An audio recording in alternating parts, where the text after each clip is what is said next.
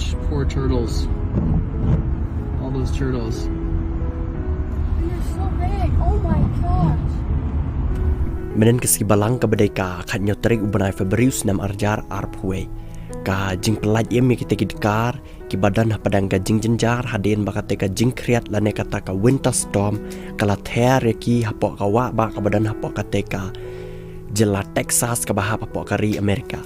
Laong baki beriau congka lain badai peji ki merat ki layo ban pelat yem hadu mentak sengi hadu kemba sawajar sans pak teli ki dkar hadin ki layo ban leit pelat yem lane leit sei ki dkar ki bela sakut haki thah hadin baki mela chu watang ban iaid ban jingi ban bab laong baki ni beri badai pejong ki merat apok ka USA ki la leit sim na baki la kedi kali bawan ra ka South Padre Island Convention Center ka badan apok ka jela Texas.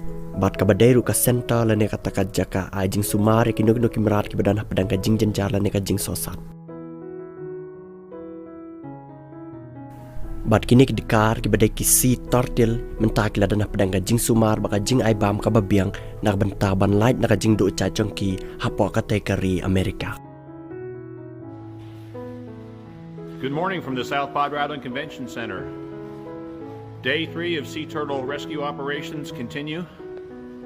We got power and water back at 3 o'clock last night.